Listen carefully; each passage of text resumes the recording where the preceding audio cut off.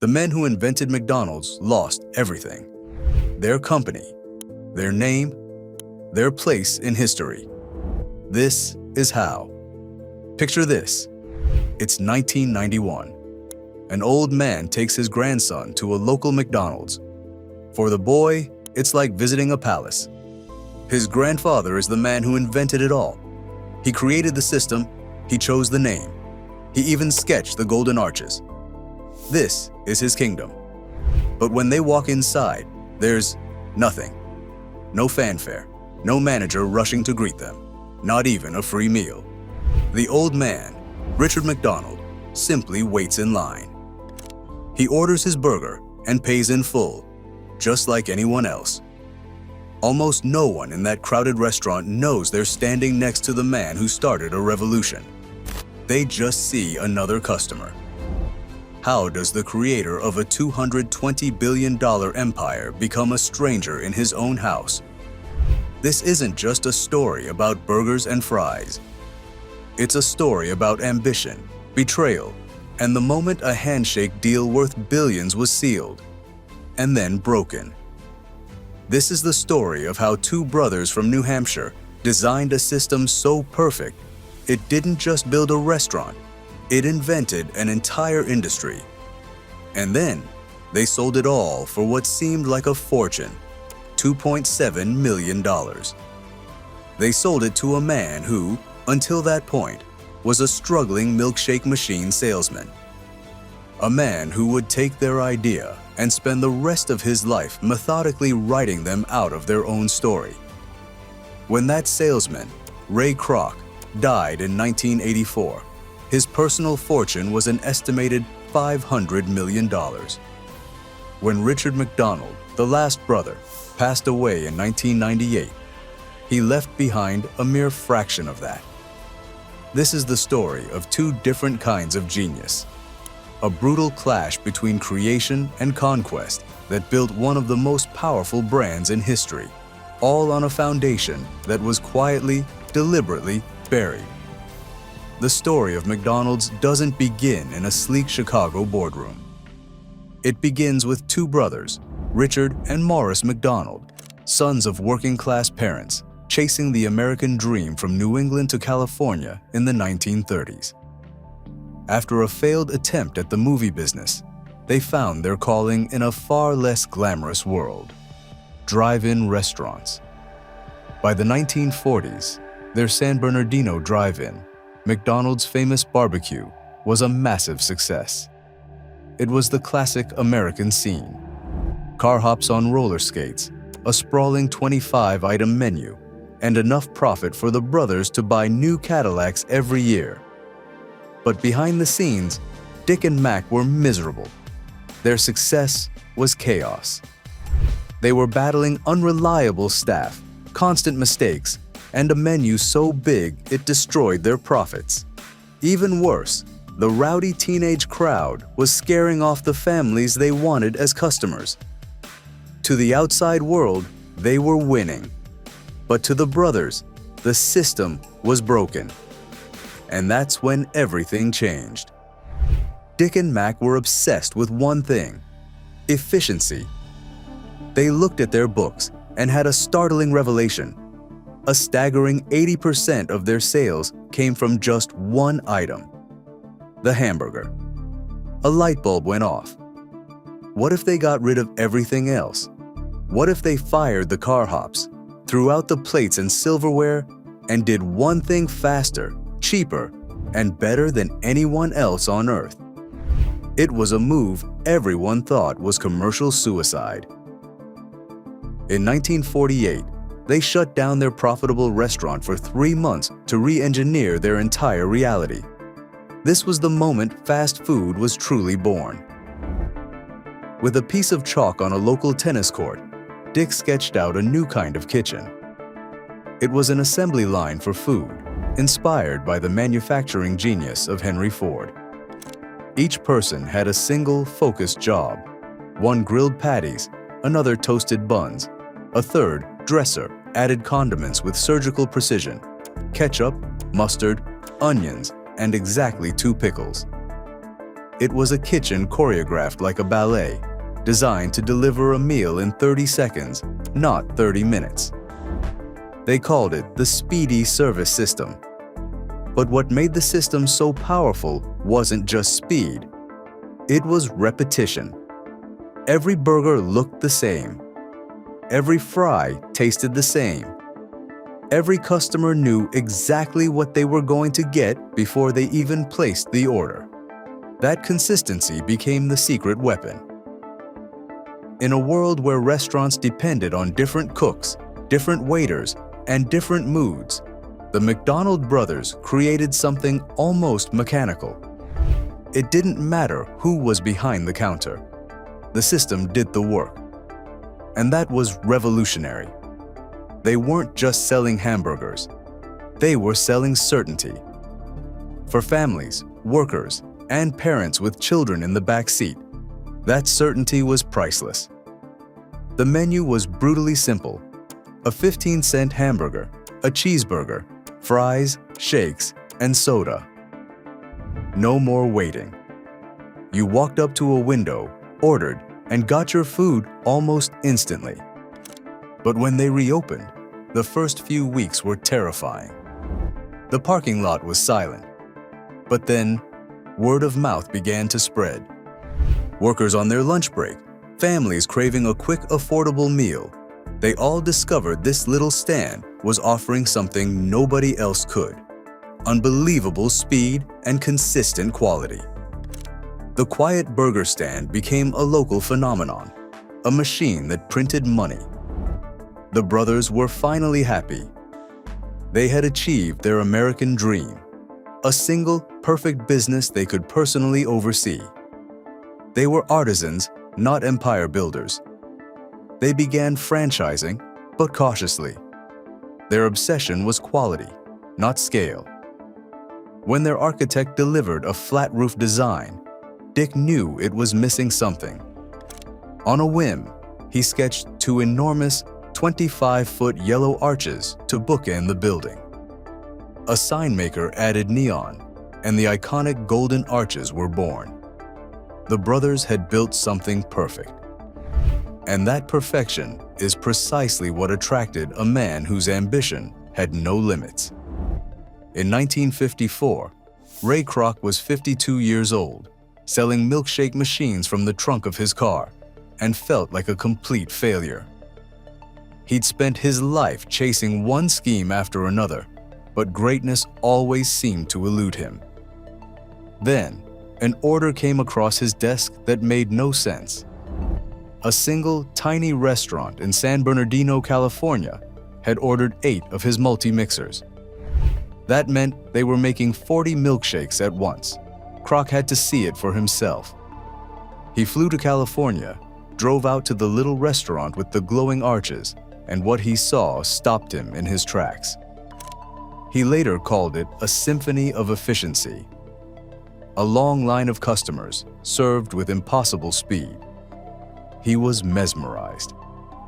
In that moment, Kroc saw that the brothers hadn't just built a restaurant, they had invented a factory. A factory that could be stamped onto every street corner in America. For Kroc, this was more than a business opportunity. It was the thing he had been searching for his entire life. He had spent decades selling other people's products, chasing other people's dreams, always close to success, but never quite inside it. But McDonald's was different. This was not another sales pitch. This was a machine already proven to work. The brothers had created the formula. Kroc saw the scale, and that difference would define everything that happened next. The brothers looked at the restaurant and saw perfection. Kroc looked at the same restaurant and saw multiplication. One store was not enough. 10 stores were not enough. He imagined thousands. That was the moment McDonald's stopped being just a restaurant and became a future empire waiting for someone ambitious enough to claim it. But the brothers had no idea what was coming. That very afternoon, he pitched his grand vision of a nationwide franchise. Dick and Mac weren't interested. Franchising was a headache. They were happy with their one perfect store and their quiet life.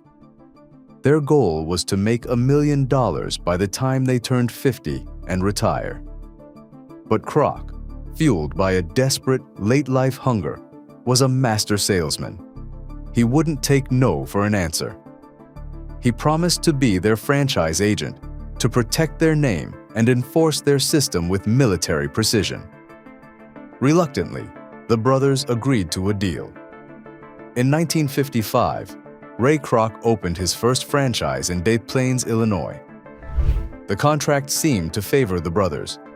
Kroc would get 1.9% of franchisee sales, but from that, he had to give the McDonald brothers 0.5%. The contract also stipulated that the brothers had the final say on every detail. But a fundamental conflict was baked into the deal from day one. The brothers were perfectionists. Kroc was an expansionist. They demanded real ice cream for their milkshakes. Kroc wanted to switch to a cheaper powdered mix to save money. Kroc saw their caution as a bottleneck, their small-town mindset choking his global ambition. And on his tiny 1.4% cut, he was going broke. That was only the beginning. The real coup came from a financial wizard named Harry Sonneborn. He gave Kroc a piece of advice that would change everything. You are not in the burger business. You are in the real estate business. This was the masterstroke. From then on, Kroc's new company would buy or lease the land for each franchise. Franchisees no longer just paid him a fee, they paid him rent. This created a massive, steady river of income and gave Kroc total control, making the brothers' 0.5% royalty seem like pocket change. By 1961, the tension was unbearable. Kroc was tired of begging the brothers for permission. He needed to own the company, the name, and the arches. And then Kroc made his boldest move. He called them and asked for their price. The brothers huddled.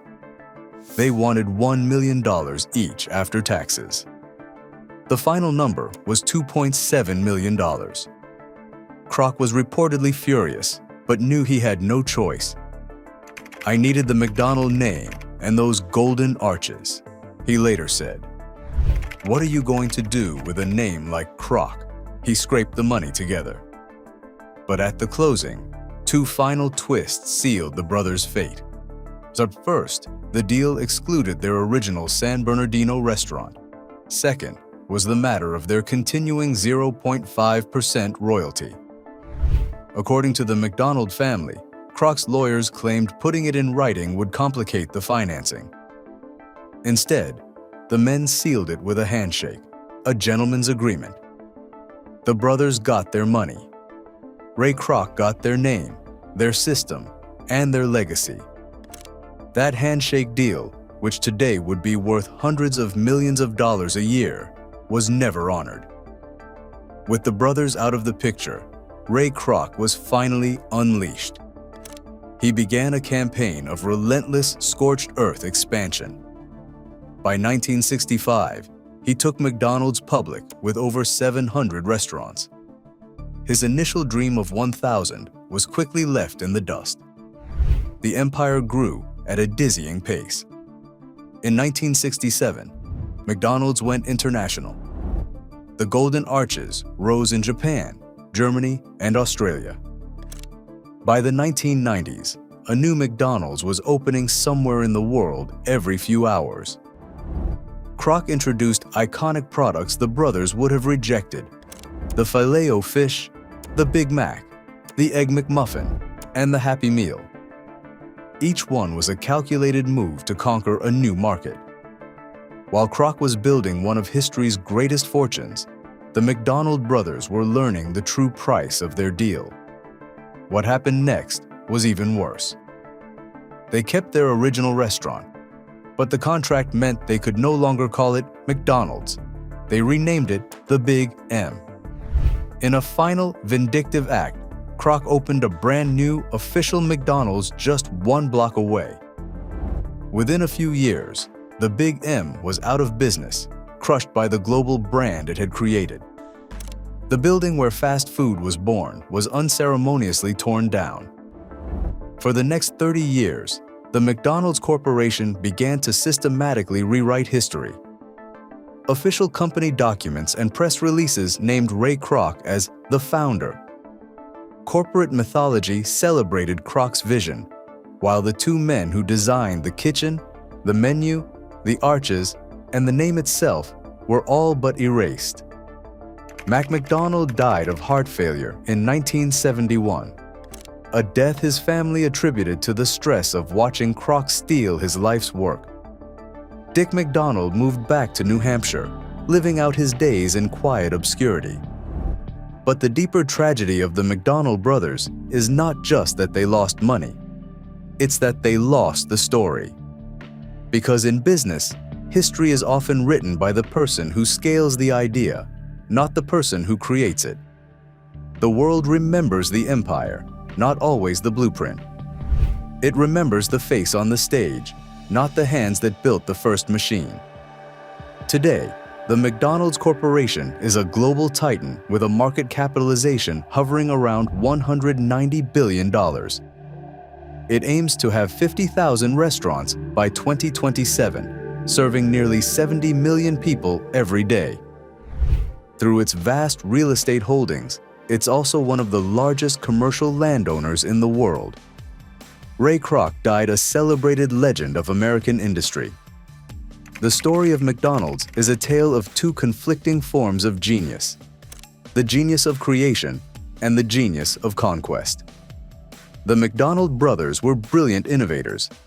They were the artists, the engineers who perfected a system that became the blueprint for modern life. Ray Kroc was the conqueror.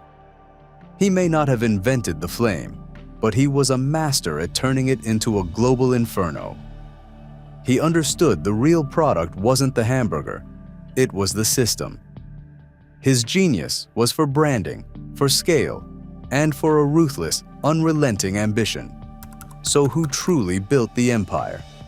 The brothers who laid the flawless foundation, or the man who built a skyscraper on it and claimed he designed the ground it stood on?